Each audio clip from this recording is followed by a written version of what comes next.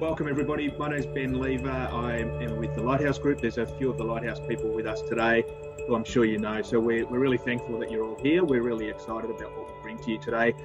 A little bit of housekeeping just before I kick things off. We're on a normal Zoom rather than a webinar. So if you can keep your audio on mute, unless you're asking a question, so that the panelists have some free audio space there, that'd be great. The other thing is obviously we're on a normal Zoom, so you can all see each other. Which is absolutely great. So keep your cameras on if you want. We're really fine with that. You might want to change to speaker view just so you can see the current speaker from the panel talking at that time, but that's completely up to you. When it comes to questions, please feel free to put them into chat at any time, but we will have some open Q&A time at the end where you'll be able to ask those in person directly to the panelists. So as I said, welcome. Thank you for being here. We're talking today about remote and hybrid leadership. The title of the webinar does say it's different, but I think as we go through with the three panelists today and any of the comments that you might make as well, we'll find that maybe some things aren't as we might think, that in fact the leadership behaviours that you've had for quite a while that have worked well for you are still working well for you. But I think we'll find that a lot of those are really amplified. But there are absolutely some things that do need to be done differently now that we'll explore with the panelists we go through. So, as we know, things are evolving a lot. We've got policies changing around work from home, policies around how many days a week we're in the office, policies around how many days we work full stop. You know, there's a study about to start in Australia of 20 companies who are going to experiment with a 4-day week, for example, that's been successfully run in New Zealand for a little while. Jeremy may know a bit more about that than me. In the UK, there's a 6-month experiment on that at the moment with 70 companies working on that around a 4-day working week. A lot of people are big fans of that. Obviously, people don't want to drop too much money, so productivity becomes an issue. So there's policies all over the place. There's retention issues. You know, how do you retain your people at the moment when things are so different? How do you retain people when other companies may have a policy that better suits the work-life balance of those people that we're talking about? How do we get people to come back into the office if that's an issue for some businesses? And we know that it is from all the things that we're hearing. So there's been a war on talent for quite a while. There's some new dimensions coming in now on that war for talent around what we're seeing around the hybrid model that we're also getting used to and the flexi models we're also getting used to as well. So we won't solve things today, but I think we'll certainly be able to have a really great discussion. And without a doubt, a key component in all of this is how we lead, how we all lead through this as we work towards what a new normal might be. We have 3 awesome leaders with us today. I'm really, really pleased to have all 3 of them. So we have Phoebe Townend, who is a Deputy Director of Enterprising Education at Monash University. We have Esther Diffey, who is a Director of Communications and Stakeholder Engagement at Oricon, and Jeremy Townend, who is Head of Lending at Payton Capital. So we're going to do a nice, easy intro for all 3 of those. So Phoebe, maybe I'll start with you. If you can just explain a little bit about your role, the people within your team, where you're all located, how often you get together, those sort of things, and then we'll move on from there. Yeah, sure. Thanks, Ben. Hi, everyone. It's lovely to be here. So as mentioned, I'm Phoebe Townend. I work for Monash University and I'm based mainly at the Clayton campus. I just started this role in January. So this is the first time I've been in a job which is not based anywhere near the Melbourne CBD. And that was actually quite interesting to me when I first commenced, especially after coming out of lockdown for 2.5 years. So we've got about 6 people in our team and we're scattered all over Melbourne, and that actually does make a big difference to the way we work because Clayton is not convenient to everyone geographically, but yeah, so we've got about 6 people and we're scattered everywhere, and I'll obviously talk a little bit more about how we work together in a little bit, but that's essentially where we're at the moment. Thank you, Phoebe. Esther, over to you. So same question. A little bit about your role, the people that you work with and lead, and where you might be located and how often you're together would be great. Yeah, thanks, Ben, and thanks for the invitation. Pleasure. So I'm the Director of Communications and Stakeholder Engagement for Oricon, which is an engineering design and advisory company. It's a global company, mainly Asia Pacific, so ANZ and New Zealand. My team is spread, so my regional team is spread across Adelaide, Melbourne, and Burnie, which is in Tasmania. So not Hobart, Burnie. We're a sizable team now. When I started 3 years ago, there were 4 of us, and that was pre-COVID. And today we're looking at about 22. Due to COVID, I think it's safe to say that our patterns of connecting are very structured now, and we get together online, so hybrid still twice a week to do the look forward, you know, on a Monday or Tuesday, and then the reflection at the end of the week. So I physically see my team in Adelaide once a month. And Tasmania, we don't. We do the hybrid, the hybrid interaction. Oh yeah, I think that's about all. That's great, thank you. Lovely introduction. And Jeremy, same thing over to you. Thanks, Ben. So as Ben mentioned, on the head lending for Payton Capital, we're a funds management business. So we operate in the private lending space, specialising in commercial real estate debt, predominantly construction of apartments, townhouses, commercial property, land banks, development sites, and also residual stock, which is any developments that aren't sold after completion.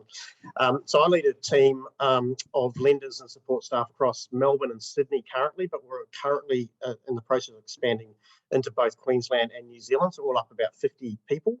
The Melbourne and the Sydney teams are co-located in their respective states. However, the wider teams really together, in fact, probably quarterly, if that, we would get together as a wider team. But we do meet every week. We meet on a Monday and a Friday. All those meetings are both via MS Teams and face-to-face. So if someone's off-site or working from home, they can digitally attend those meetings. Previously, though, I've had a number of different leadership roles across NAB, Bankwest and CBA. And all those roles had some level of remote leadership, including across metro locations, intrastate locations, and interstate locations. So it's hybrid working is not new to me. I guess the difference now is with hybrid working from prior to COVID is people are now working from home, which they weren't. We had remote locations, but they were teams of people all together remotely, as opposed to individuals working from a location that could be home. So it's, you know, fundamentally different. Jeremy, thanks. And you've hit on a really good point there, that remote leadership is actually not something new. We talk about it as if it is new a little bit because of hybrid and using the IT that we have available to us now. But I'm the same as you, and I'm sure a lot of people in this room are. They've either led teams or been in teams where we're not all together, whether that's state to state, whether that's different parts of cities, you know, with sales teams spread out, for example. We've all done parts of this. So I'm sure there's some lessons to learn that you've taken away from that as well, and we'll delve those out as we go through. Esther, you touched on structure, so that was one of the things that I wanted to bring up with the group. So I might go to the other two first because you've sort of talked about yours, but I'm really curious around structure and how structured you are now with your teams and how often you catch up and how often you have those interactions, and whether that's more structured than you used to be, about the same, less, and whether you have a view on that and what you've experimented with, what's worked for you, what hasn't, where you're at now. So Jeremy, given I just finished with you, I might go over to Phoebe. Yeah, sure. I think that's a really good question. And I should also mention that we're over here in Monash in the process of actually setting up a new function and a new team. So it's been really important for us to set in place rhythms of work, which is made more challenging, obviously, when everyone's either, you know, not in the office together. I actually have 3 different offices on the Clayton campus alone. So even if I am on campus and some of my teammates are, I may never see them because, you know, the place is just so big. So a couple of things that we put into place anchor days. So we call them anchor days. Essentially, it's a day when we know we will all be in a certain location at the same time. It's just a chance for us to organize things like team meetings, team lunches, team coffees. It's definitely an opportunity for us to get together in person and just, you know, chat about what's going on with the kids and our parents and, you know, and the holidays that are coming up. But we try to do any sort of strategy planning sessions on those days so that we know that we've got that one anchor day together in a physical location. And for the ones who, like I used to manage an international team. And so one of the other things that were really important were just regular check-ins as well. So at the moment, you know, my team, we've got three what we call just weekly stand-ups, where we just check in at 10 o'clock on a Monday, Wednesday and Friday for 15 minutes. It's in our calendars. If we need more than that, we'll take more than that. If we don't, then we just, you know, do it for 2 days, for 2 minutes, sorry. So just these check-ins where people can join online or in person is really important. And that was even more important, I think, during COVID, when we were trying to onboard people remotely. And it was so challenging not being able to take them out for coffee and get to know them and, you know, and find out a bit more about themselves. So I think just having those either face-to-face anchor days or, you know, those hourly check-ins throughout the week really help just to help solidify points of collaboration and coordination between the team members. So yeah, that's what we do. Thank you, Phoebe. I'm going to come back to a couple of those points in a sec, but Jeremy, how about for you, structure-wise? Structure-wise, look, I've always had a tight operating rhythm, Ben, but I think it's fair to say I'm more structured now, particularly when weekly one-on-ones and team meetings. And one thing I've had to be much more disciplined in is timing and respecting everyone's time and being punctual, because in situations where I might have had either, you know, teams that are located together or one team in one location, you know, you could sort of pop over and say, I'm running a bit late for this meeting. But when everyone's remote, you can't do that. And what you can't do is let people hanging waiting for you whilst you're doing, you know, something else.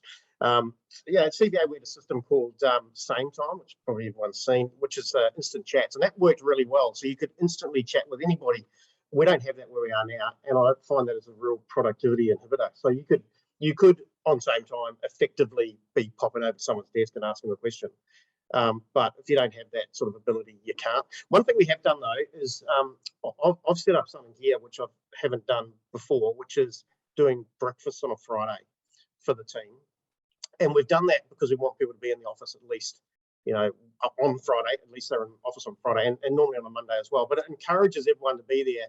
And the whole premise of it is about celebrating success as opposed to being a meeting and talking about outcomes. It's more, this is the success we had for the week. And we rotate that across all the team members. So you're responsible once every quarter or so to cater for it.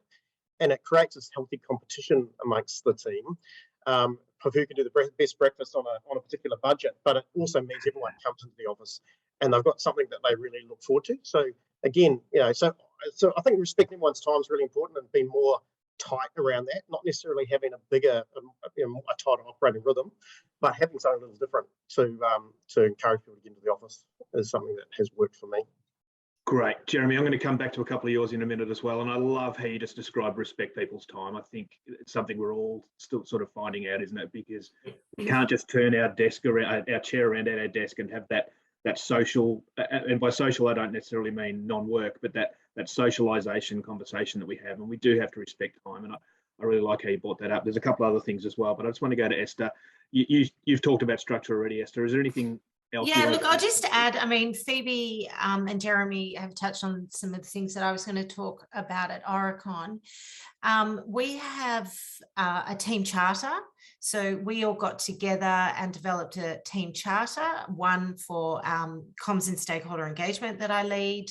And then there's another one for the leadership team that I'm on for the region. And then there's another one for the leadership team that I'm on for our practice. So there are three team charters, and they all revolve around similar things that Phoebe touched on. So anchor days, core working hours, and then the cascade of how you interact with people around if you want someone's attention immediately, is it a text?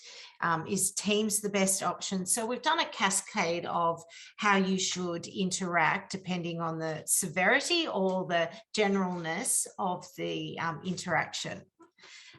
We also looked at the places that you can work. So if we say, yeah, Wednesday's our anchor day in the office, that means we're still happy to support you working from a coffee shop all day Friday, possibly not the pub, that's not quite right, but you know, the coffee shop, or is it that two of you get together and you are in each other's houses? So there are different ways of working, and we've really looked at where the productivity is in those ways of working. So if you've got back-to-back meetings, we really encourage people not to do that on your anchor day, because as a leader, you're there to have those conversations, and you know, those just random chats and those check-ins and those strategies. As Phoebe said, it is a Wednesday is a strategy day, but it's also that welfare check-in day as well. And we as leaders need to, as Jeremy said, respect each other's time. So we've changed the length of time of meetings as well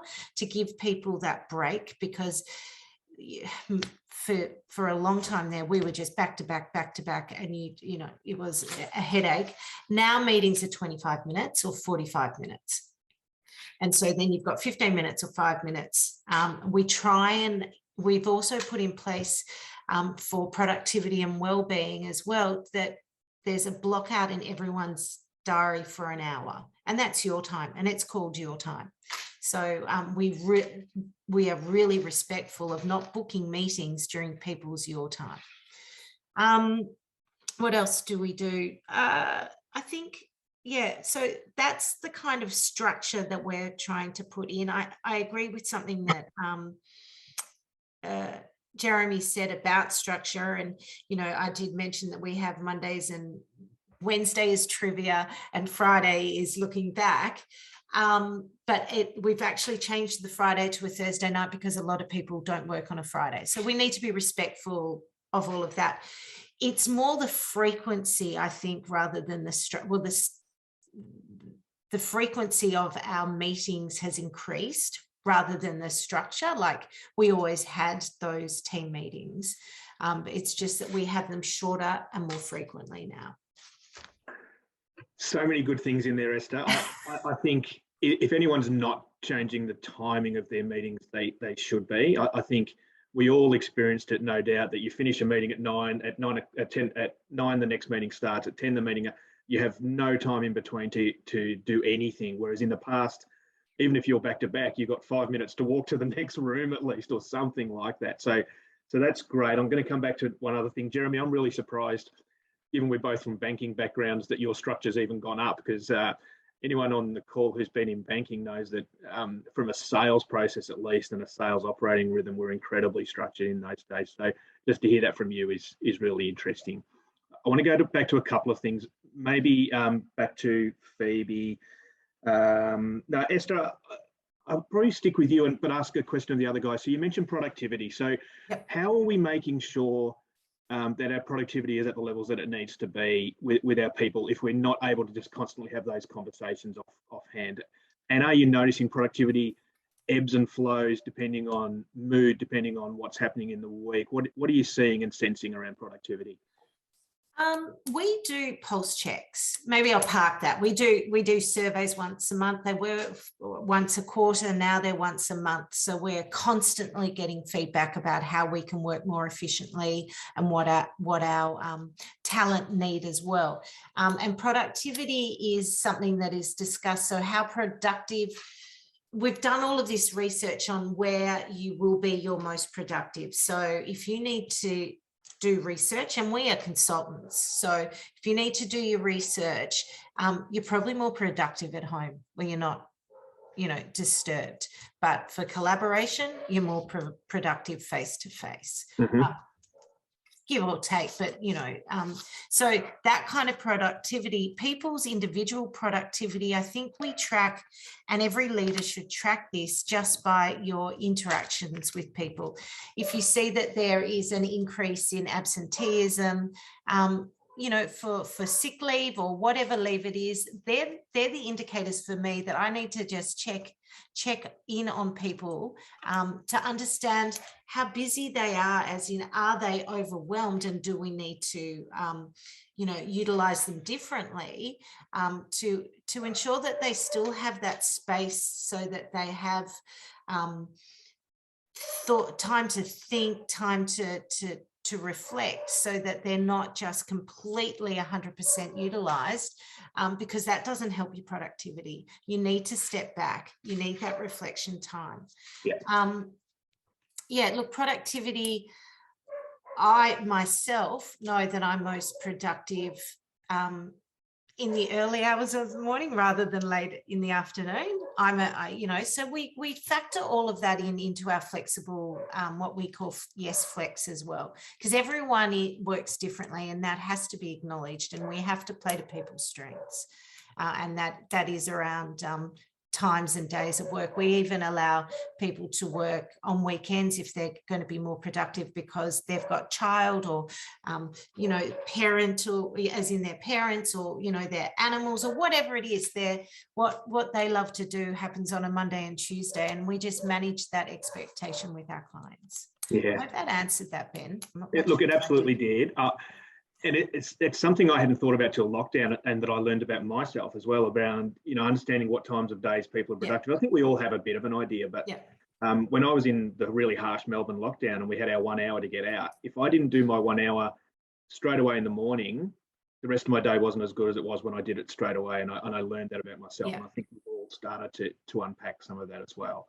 Yeah, that's a very good point. Yeah, we need to allow our talent to also be the individuals they are, so that they get all the things that they want done during the day as well. So I think that these are great outcomes of COVID. Not that I want us to go back into lockdowns or anything like that again, but that we understand people, and we are changing. We are changing with our people as well. So there are silver linings. Spot on. And look, amongst your many good points, but around face-to-face for collaboration being better, I think we all understand that, but being able to find time and being able to structure that in is really important as well. So when we talk about the socialization that we miss out on from not all being together as much, it's that socialization of new ideas or bouncing things off each other, that's where innovation and new things come from, that we need to find a way to build back into our working lives. And it sounds like you guys are doing that well.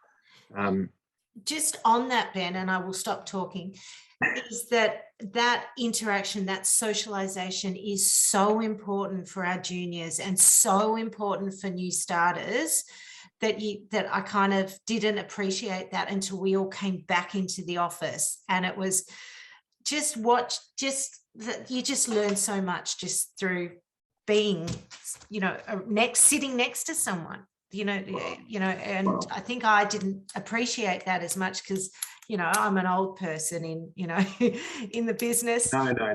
But you know what I mean? But when you're young, that's what you need. And you need exposure to different leadership and different levels of people in leadership as well to grow yourself. You do. And Phoebe touched on onboarding before. I'm going to come back to that as well. That's one of our comeback 2 points. But just before we do that, Jeremy, productivity, anything to add there and what you're seeing or how you're trying to stay on top of that? Yeah, productivity is really interesting. When you touched on the lockdown, I was at CBA when we went into lockdown. And for that period of time, the first sort of 6-9 months, however long it was kind of almost an exciting time. It seems crazy because it was so different, and it was coming together, and it was sort of, we banded together as a team. We had the best result period we've ever had during that time, right? And I look back and sort of try to understand why. And I think part of it was that it was the adversity, everyone came together, but also people worked ridiculously hard and long hours because there wasn't really much else to do, was there? I mean, you could get out for an hour, but otherwise. So that was really unsustainable, but massively productive. Yep. So my thoughts were then, how do you translate that afterwards to still be productive, but not have that unsustainability, and because people just at the end of it sort of fell on a heap.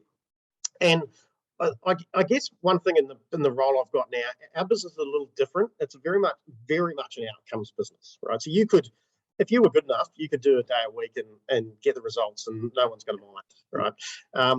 I think when we first went into lockdown, though, or before we had COVID, there was a general feeling amongst leaders that if people work from home, they're not going to be as productive because they're going to have distractions and they'll have the washing they might do and watch TV, all that sort of stuff.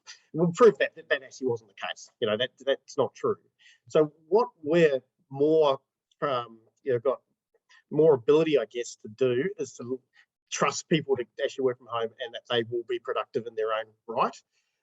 But we've got a really strong, I've always had this, but even more now, a swings and roundabouts policy. So if you put the time in, there'll be times in our business where you've just got to work super hard. And without sounding ridiculous, there's times when people have to pull all-nighters to get something done, right? That's okay, because then they could take a long weekend later on, or they can, there's days when they can go and watch their kids play basketball, but there's other days they're going to have to work really late.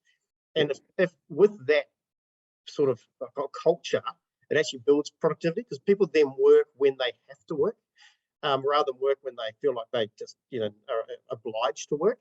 Yeah, so productivity goes up when you can have that. So I've got time. I look into the office now, half the people aren't here.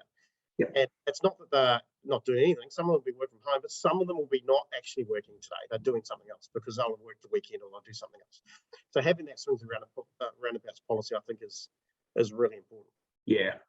Look, I love that term, swings and roundabouts. I mean, one that I've used hopefully for a long time in my career that's worked is responsibility with accountability. So you guys are clearly doing that. You're giving people responsibility to manage their own work lives. As one of my old bosses used to tell me, we're not in kindergarten anymore. You can make up your own minds, but with that responsibility comes the accountability that you need to deliver those results.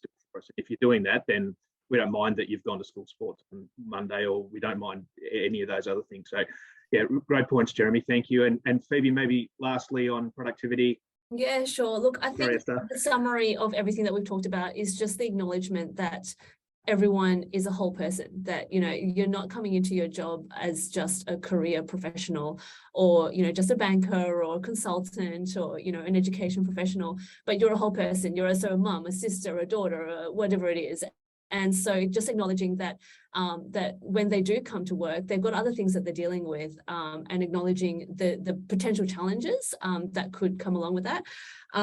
So I think, when it comes to productivity, I had a big team prior to starting at Monash, and I found that I actually had to manage each one of them quite differently because of that mindset. And I think, Jeremy made a really good point about just understanding that, there will be peaks and troughs, that there will be times when we all have to, just put our head down and actually get the job done based on a certain outcome that we need to drive towards. But then that also means that, people should be allowed to take a bit of a step back and have a rest if that means that, they need to recharge and gear up for the next phase of work. So look, I think it was just more of a summary of what the other two said, but yeah, it's 100%. It was a good summary, Phoebe. Ben, can I just jump in, just because that's Please. what I do? And I thought that was all really interesting. And I think, Jeremy, you nailed it by saying it's about culture. And I think that's what I was getting to, that, it's about building that culture where people are able to be their whole self, like Phoebe said, and still be productive in both their personal and work life. Esther, great segue. Culture. Culture is a word that we all use a lot, and some people understand it really, really well. Some people maybe not quite sure what it means, and it means different things for all of us. So we won't go into definitions right now, but I think culture, you touched on onboarding earlier, or Phoebe did. So at Lighthouse, we work with NAB. I work really closely with the grad program at NAB, and there were grads there through COVID who started and had worked 6 months and had never set foot inside a NAB office and had never personally been with another NAB person. Now there's, I don't know how many, 20,000 employees of NAB in Australia, and these people had not met one of them in the first 6 months of their career. I can't fathom how difficult that would be in your very first job out of uni or out of high school, that's what you're going through. And it made me think that culture is something that, if it's existing, we could maintain it via online meetings, but if you don't have one in the first place, it's really tough to do. So a bit of a mixed question here for all of you around onboarding is one thing. So if you'd like to talk about onboarding, I'd love to hear about if you've had an experience with that. But the other one that Jeremy touched on as well around he's doing his breakfasts or the trivia is, how do you build that little bit of culture building, socialization into your structures?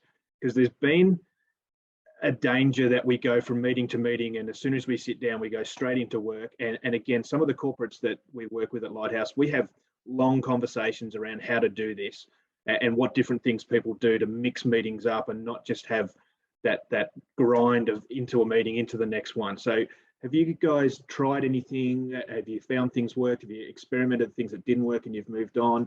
How's that gone for you? I might go because it's been really, that's a really interesting topic for me. In my previous role, I was responsible for 3 very disparate teams, and this was during COVID and lockdowns. And so one of the biggest challenges was actually bringing the 3 teams together and creating a wider team culture all online and remotely. And also, we just went through a massive recruitment drive. So onboarding those people. So it was actually onboarding the existing team members within the organization, but also onboarding new people into the organization. So I'll talk about onboarding in a second. But one thing that I really wanted to highlight when it comes to culture is my boss actually just told me this just then. She was like, you know what, we should just take the work seriously, but not take people too seriously. And I think that that's a really interesting concept, because we want to be good, productive professionals, but at the same time, we know that one of the hardest things to do, especially when we're all working remotely or in a hybrid fashion, is that you just can't build the relationships that you want to, or if you do have a relationship with someone, it's really easy to misconstrue a lot of the things that happen either via email or text, or just those passing one-liners in a meeting with 3 other people. So I thought that was a really interesting take on building a culture where we take our work seriously, but we just have fun along the way as well when it comes to building team. And I'm a big proponent of fun, so I think maybe for some people it's easier than others. But in my previous role, when we were onboarding people, one of the things that we did with anybody who started a new role was actually just to do morning coffees every single morning. So from 8:45 to 9, we had a standing calendar invite in our meetings, and the aim was that we will all bring our coffee or a tea or whatever it is that gets us charged up for the day, log on, and we just didn't talk about work. So I said, if you have any pressing work issues, if you've got any priorities for the day, we talk about it at 9:01. But from 8:45 to 9, we drink our coffee with each other and we just ask about how we went the evening before. And often it was really about, what we ate for dinner, because in lockdown, there's really not much else to talk about. But it was just a way for us to get to know each other as well. And that was the most important thing, wasn't it? It was just finding similar interests and actually finding connections that actually drew us together that was outside of our immediate work priorities. So that was one thing that we did in terms of onboarding. But again, I think Jeremy touched on this, having those, weekly, monthly, fortnightly sessions where we can just get together and be people and not just, talk about work is really important. And I know that everyone kind of rolls their eyes when they say, oh, another team building activity. But to be fair, I think, this is needed more than ever, especially if you have the opportunity to come together in person. Nothing beats actually just having a glass of wine and chatting about, whatever you're doing on the weekend. So yeah, I think those things are really important. Perfect. Thank you, Phoebe. Jeremy, anything to add there? You've touched on the couple of things you're doing already, but even onboarding, if you've had any experience with that in this role yet? Not definitely in this role. I've onboarded lots of people, but that's been less remote. Although the Sydney team and the Queensland team has been. I was just going to talk about though the need to accept micro ecosystems within your business. So when you have sites that are remote, they are generally different. And whilst you want a culture, overarching culture within the business, and that's really important, you have to accept that those individual sites will have their own ecosystems, which is saying is a micro ecosystem, because they are in Sydney. Sydney is different than Melbourne. It just is, right? And the people are slightly different, and they don't have the same interaction with the Melbourne people that they do in Sydney. And as a result of that, their whole culture is slightly different. Now, you've got to work really hard to make sure it's not destructively different, but allowing it to be different. So we do. One of the things I find to make sure it's not destructive is presence. So I've got to be there regularly. I'm there at least once a month, but preferably every 2 weeks. And we have one thing I've implemented here is a roster of people within the business. So my peers also going to Sydney and working for Sydney for a few days to just ensure that they can inject some of the culture into that team. Because at times they can feel, because they are the satellite office as opposed to the head office, that they don't get the same level of attention. One thing we did when I was at CBA with remoteness was, and this is probably, I guess most people probably did this, but we would have the drinks remotely, but we wouldn't just have, we're going to set up a drinks time. We'd send a hamper out once a month with a different theme to it, and it would have different types of drinks in it. From might be a wine tasting, or it might be gins or whatever, and actually had something that was a bit more special to thank people for the hard work they're doing during that time. Probably don't do as much of that now, but it's something that does work, because when you're remote, that brings people closer together. Jeremy, Sorry, Esther. No, I was just really quickly going to say online wine tasting was one of the great things that came out of lockdown, without a doubt. Esther. Well, I was just going to say, Jeremy, I think we did similar things. We weren't sending wine all the time, obviously, because we wanted to be inclusive of other people's lifestyles, and so. But what we did do is that we included family. So we would do cooking classes for kids. So we'd send cookie, making hampers, and then the kids, the Oricon comms and stakeholder engagement kids would come on, or we'd do something else. We'd cook a Mexican and invite partners, and they'd be part of that. So yeah, all of those great things to building that kind of team building, which I never referred to it as. I just thought it's just what you do, kind of thing, that if you want to get to know your team, you actually take an interest in each of them as individuals. And so as part of the onboarding process, not only do you get a buddy, you get a manager, you get 2 mentors, you also get other people across Oricon interested in you through coffee roulette. And I think it really comes down to, you've got to take a personal interest in people if you want to build the right culture. Yeah. And you've got to lead by example around culture as well. So I can't be seen to be working 15-hour days, and, because I get called out on it by my peers and by my juniors. Like, what are you doing sending an email at 5:30 and then one at 11 o'clock at night? This is ridiculous. Yeah. So you've got to lead by example. And I think you also have to, as you're building a culture, it has to be around similar values and purposes, or purpose. So you have to understand the people that you're bringing into the team. What are their values as well? And will they work with the rest of the team that's already established? And that's a really tricky thing, because I've interviewed people who are outstanding at their job, but I don't think we share the same values, we as a team, and I don't think they're going to be the right fit. So, so that's aside from onboarding, but that's kind of all part of the process, though, to building that culture for me. And like you, Phoebe, I always say, people say, describe your culture or your leadership, and I'll say Oricon has these attributes and so forth. I say, well, it's playful with serious intent. Yeah, I love that. And we are really, in my team, the hierarchy is so flat. But I respect a hierarchy. Yeah. And I need it because I'm old school in that way. But the team that I lead, that I have the privilege to lead and watch grow, it's flat. It's absolutely flat. Yeah.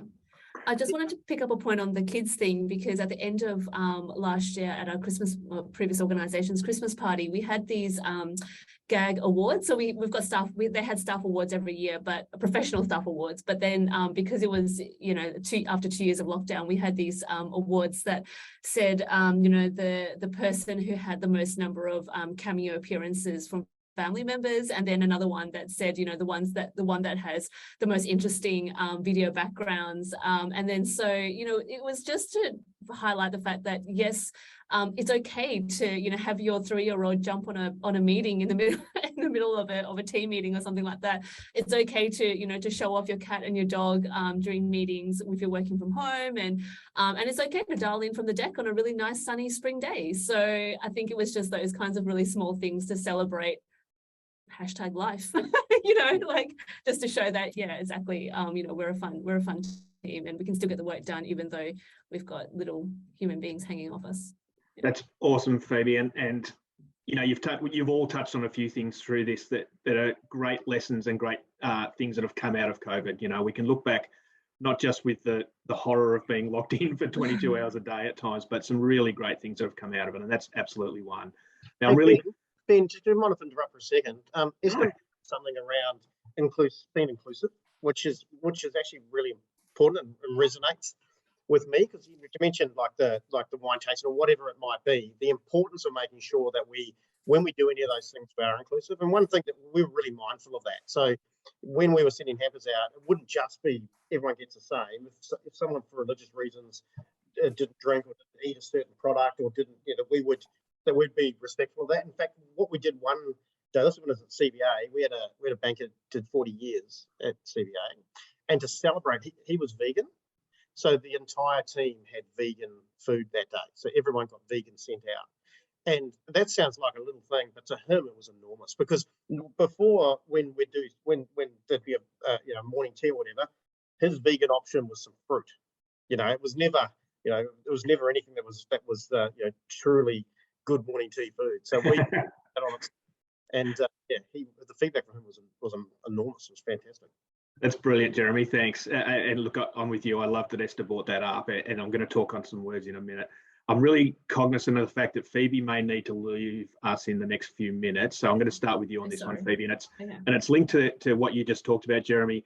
And it's what lessons have you learned about yourself as a leader? I touched at the start about, yes, it's different, but a lot of things are the same. And I think those leadership attributes that we all know work so well, whether that's authenticity, whether that's inclusiveness, whether that's a coaching and communications mindset, all those things that we know made us good leaders before or that we saw in others. What have you learned about your leadership traits from before? How many of those have needed to be amplified now? Which ones have you maybe left behind? Which ones have you stopped, started, continued? All those buzzwords that we talk about. I'll stop talking, Phoebe. What have you learned about yourself in this time, and what are you maybe doing differently in this time? Yeah, that's a really good question, Ben. Well, when I interviewed for my current role at the end of last year, so they talked about, you know, the challenges of the job being the fact that there will be a lot of internal and external stakeholder engagement. I mean, Monash is a very, very complex organization. And then they asked me exactly that question, you know, in terms of your leadership style, like what do you think you can bring to the table that will help this? And I realized that after 2 years of managing a very diverse team in lockdown, and going through significant challenges as part of an executive team, trying to navigate, the organization through that. I didn't even think about it, but I basically just said, it has to be about the people. It has to be about the people. And I think that prior to the 2 years of lockdown, I don't think that I could have honestly said that. I think it was the right thing to say. I think it's the right thing for anybody to say. But when I say things like, you know, I had to manage each person individually because they were going through different challenges. You know, one of them was a mom of a young 4-year-old who couldn't go to daycare because they weren't considered essential workers. Another one was about to go through a breakup because he wouldn't get vaccinated and his wife worked for the COVID response center. And so, you know, and another one was living alone and her family was in Queensland. So it was just the different challenges that everyone went through. And really realizing that, you know, in order to be a good leader in any situation and scenario, but especially after the last 2 years of challenges, we have to make it about the people. We have to understand that, as what I said earlier, you know, they're bringing the whole person to work. And it's okay, you know, it's okay if there are peaks and troughs. It's okay if productivity dips because there are mental health challenges or because they're going through a breakup. And it's okay to recognize that, you know, they may need more challenges at work because they're bored or whatever it is, you know. So I think that's what I learned about myself. And when I started this role, I was actually really appreciative that I got to work for somebody who also has those same values. And I think being able to work in a team that understands that is really important and actually helps drive my own productivity as a leader. So I think that's where it's at the moment. Look, I think at the end of the day, the workforce is changing, and I think we're seeing things like, quiet quitting, people. I think there's research now that shows that people would actually be willing to take a pay cut if it means more flexibility in their roles. I think all of that just shows that people's expectations of what a job and a career is also changing. And I think as leaders, if we don't recognize that and actually, meet people halfway, then I think it will be challenging. So, yeah. Phoebe, brilliant response. And look, another thing out of COVID, isn't it, that a lot of people started to reassess what was important to them. Yeah. And maybe 15% of their salary is not the important thing, but trying to do things instead of that is. So yeah, brilliant. Thank you.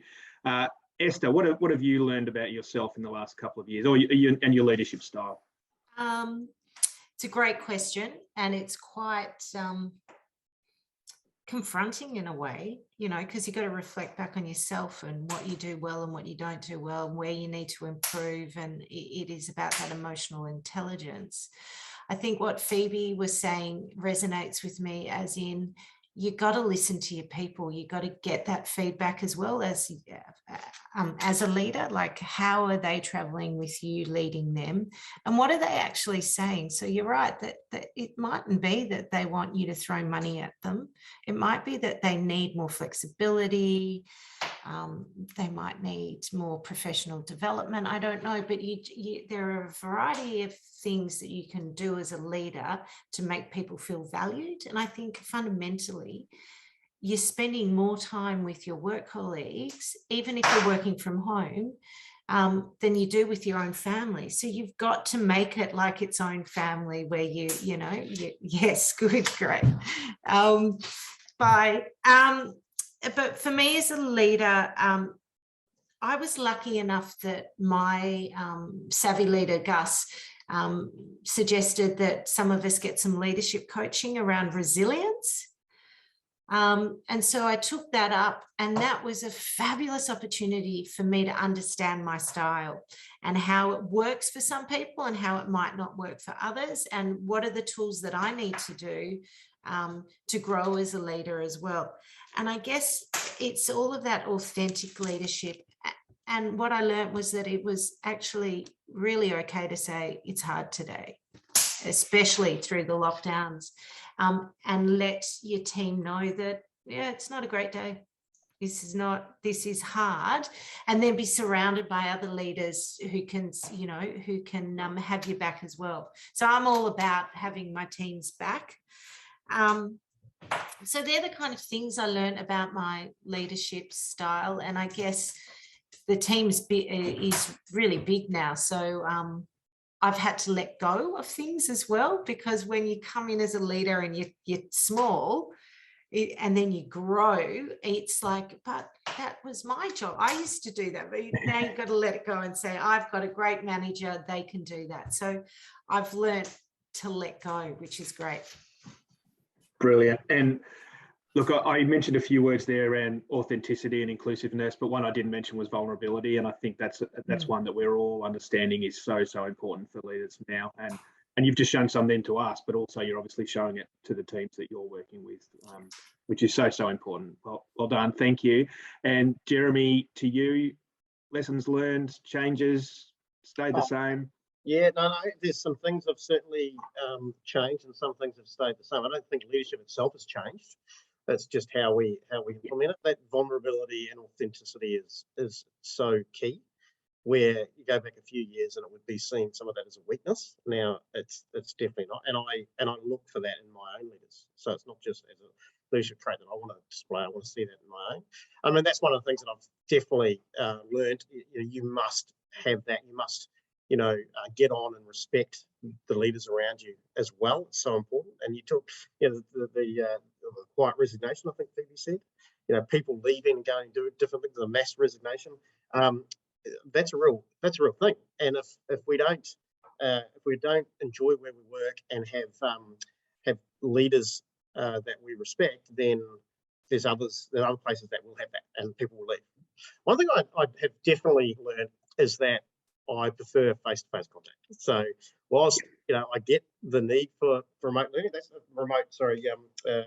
working. That's I don't think it's ever going to change. It's going to get that's here to stay. So you have to accept it. But being able to get up or lean over and speak to someone has a definite appeal to me. And actually through the lockdown, it didn't really bother me. It's not until I came out of it, and actually I've really missed this. So having the ability to still have face-to-face and be hybrid, I think is what's going to be important. The solely at home or solely at work may or may not, it works in certain circumstances, but not. And I've also had lots of experience leading teams remotely over the last few years. It's just really cemented my view that face-to-face is important. The other thing that I think I've learned is that being, and I mentioned this before actually, so is that being more organised and being dedicated to the time you have when you are going to be contacting people is really important. But not just about respecting people's time, but also ensuring you are in contact with people. Because I find you could go for a week quite easily and not speak to some of your team. And then, that could be 2 weeks, and all of a sudden people feel like they're not valued and you're actually not, having that connection. So it's important when you're not face-to-face where you can have those, just jump down for a coffee or go and have a chat, that you're still having the time that you would normally do that, but do it remotely. Great. Another great response. Thank you. Yeah, please, Esther, please. Because you've made me think of something, Jeremy, and it's being present. So when you're doing it hybrid like this, and you're in meetings or it's a one-on-one, and I'm guilty, don't get me wrong, I'm no saint, but not being present enough because you've got your other screen on with your calendar and your emails coming through and your mobile phone going off, and you're not giving 100% attention to your team member who's talking to you, is something that we've all got to get better at. And so I now just shut my emails off, I shut everything off, and I'm just like, I'm there, because there's nothing worse than people going, yeah. There's no point in having the conversation. I've actually stopped taking my phone into meetings, but also when I'm on a call like this, because it's easy to be distracted. I used to get mobile phones put in a basket. Now, Jeremy and I know each other quite well, but Jeremy and I shared a boss who we won't talk about, who replied to text while he was interviewing a candidate once, and the candidate got up and said, "I'm not working here." So presence, and again, with some of the businesses we work with, we talk a lot about presence and around visible leadership that Jeremy touched on before, and it's so important. Now, I'm going to stop asking the questions. We've got about 10 minutes, so hopefully people can stick around a little bit. We would love to open it up now. Phoebe's unfortunately had to leave early to another meeting, but Jeremy and Esther hopefully can stick around for a little bit and take any questions that you may have. You can put them through the chat, but if you want to speak up, we'd love to hear from you that way as well. Well, Ben, I won't be shy. It's Eric here. Thanks, Eric. I'm curious what the challenges and what have you found work to get a team aligned? Maybe it's a new team, but to get alignment across a team, a leadership team or any sort of team, and then how to maintain that alignment. What are your tips and tricks? Oh, look, I'll go first. I think it's really important to get alignment is to make sure you have a strategy that you can clearly define and that you can bring people along on the journey with, that they have some input into. In my business, it's a really a target-based business. So it's about, KPIs, really focused on KPIs. In fact, people get paid 50, 60% of their income based on KPIs. And to bring the team together, you've got to make sure those KPIs are relevant, that they are achievable, and that they can, you can measure them, and each week you can talk to them. And if you do that really well, then you generally get people coming along with you on the journey in a sales environment. And so that's, it's different in plenty of other different environments. But for me, one thing we do, which I've done everywhere, and I'm just about after this meeting to roll out in the business here a thing that I call the engagement team. Which an engagement team is not a lot of places have them where it's like a social club. This is more like a council, where within each of the business we have role groups, and everyone has an ability to have a voice within the business by having a delegate for your role group, effectively not on the executive but reporting through to the executive with any issues. And it's a lot more detailed than that. But what it does is it provides an opportunity for people in the business to speak up, to say where things aren't working well, where they could be better, but then also they're responsible for finding a solution to it. And that I find is a really good way to get people aligned.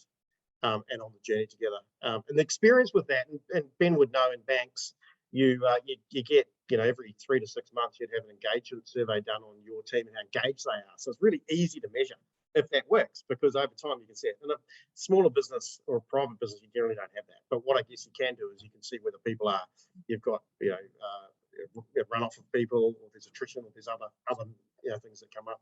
But that, to me, that's something that I've always used, and it works really well. Yeah, couldn't agree more, Jeremy. I've run similar myself at a few businesses. I call it an advisory council usually, or an advisory committee or something, but it also empowers people, and it values people as well. There's a lot of ticks to a group like that, for sure. Esther, did you have no, I don't have anything else to add. I found that very interesting, and yeah, we do very similar things. I guess on an individual basis, you need to be able to explain clearly how somebody's role fits in to the outcome you're trying to get. So they need to have skin in the game. They need to understand what that is, what our expectations are of them. That's about it. Thank you, Esther. Just before questions, we've got a great comment from Angelina that I'll read out in case anyone hasn't seen it. That another massive plus is fostering equity. Remote and hybrid leaders foster equity in practice, especially for women. Normalising and valuing flexible work and encouraging people of all genders to take up that option creates equity. That's a great comment, Ange. Thank you. Questions? If I could ask a question. So over the last number of years, I've managed a number of teams in different countries internationally. So are there any tools or techniques that you guys have tried that have just failed that should be avoided? That's a good question. It's a good question. I'm sure there are, and I've probably just blanked it. Yeah. Happy to throw that open to anyone else as well. Yeah.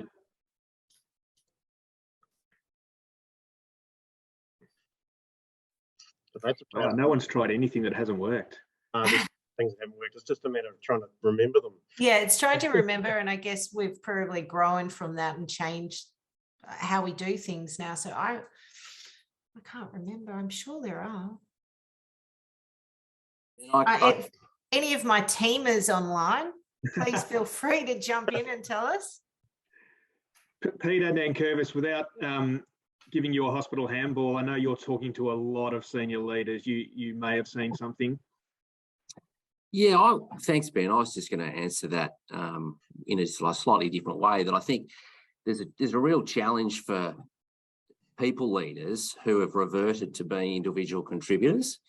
And if you're running a company or running a division, then you can get really frustrated that people are not doing their people management side of their responsibilities.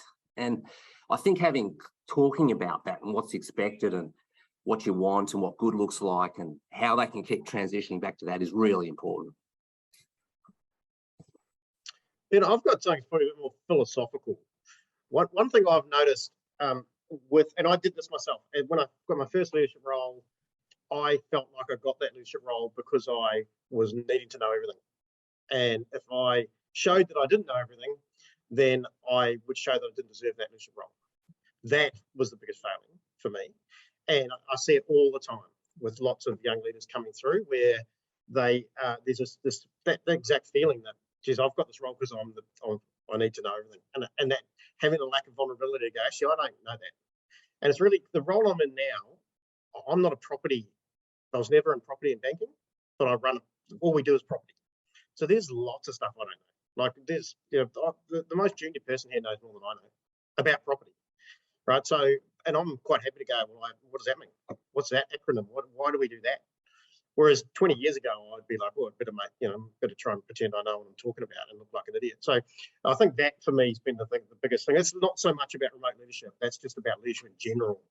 That, you're not the leader because you know everything. And if you think you do, then you're not a very good leader. Yeah. Well said. Yeah, love that. Thank you. Thanks, Harley. Look, maybe one more question, hopefully, if we've got one out there. If not, and that's I've got one. I mean, other than the obvious of doing it face to face, but you know, any sort of tips or ideas on how to manage poor performance, particularly when it's, I can see you smiling, Esther, you obviously had some experience there. Would love to hear your ideas. I'd love to talk to you offline about this. I think it's, for me, I find it really hard. They're really difficult conversations, and I guess because possibly I care so much about the individual, I'm quite shattered if that happens. And you know, I've got a career of over 20 years, so of course it's happened. Yeah, I think that's when you lean on your people team, because they provide really great advice and support for you and for the person. I think it's about honesty, and at the end of the day, if someone's not performing, it's true to, I think it's true to say that they're quite relieved once you get to the end of that process.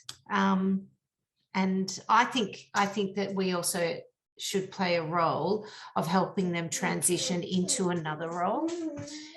So it's not all negative. It's just that not everybody is as capable in a certain role, and they're better suited to something else. And so it's, how do you transition them and make them identify that opportunity and support them, and be the referee, but be really clear about what are the strengths you're going to talk about, and ensure that that role is right for them as well. It's very complex, obviously.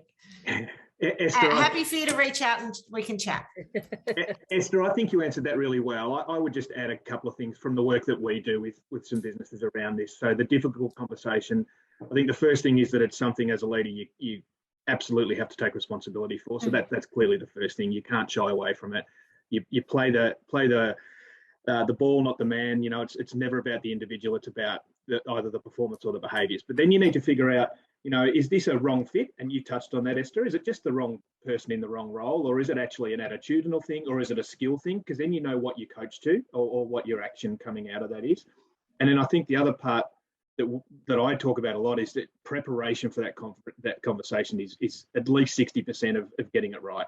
If you have your facts lined up, if you have all the plans in which way this conversation can go, and the plans for what they're going to say and how, you know, that's really important, the preparation. And then I think it's by breaking it down into, you have to have a plan. You have to say, you know, we're going to meet every 2 weeks on this. These are the small targets I want you to hit before then, et cetera, et cetera. That's, you know, that's a 30-second answer to a really much bigger issue, but breaking it down, I think is really important as well. But preparation's the key. Yeah, Ben, I think I've got a really strong view on this, and that performance management is one of the biggest tools we have for people engagement. And if you do it well, and you do it with respect, and you know, all those things you said, really important, really, really important. Find another role for them and all those things. But from a team perspective, there's nothing more disengaging than in a team where someone's not performing and getting away with it. So yeah, so I'm pretty, I do a fair amount of it when required, and I don't enjoy it. Of course, no one enjoys it, but I have to do it, because if I don't do it, then the rest of the team suffer. Yeah.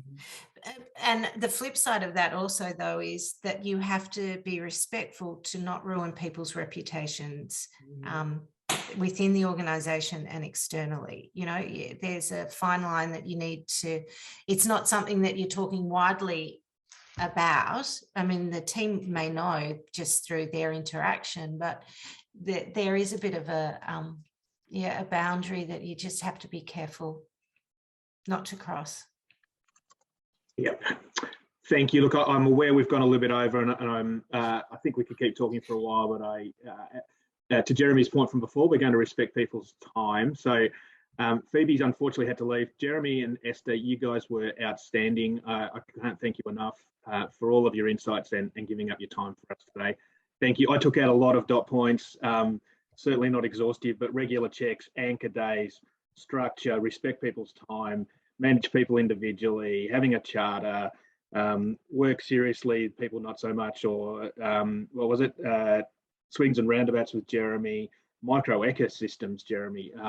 There's so much great stuff today. So You will all get a recording of this if you want to have a look, if you want to share it with your colleagues as well. We'd love that. And if you want to reach out to any of us post today, please do. We'd love to hear from you. So thanks for your involvement, everybody. Enjoy the rest of your day and week and weekend, and hopefully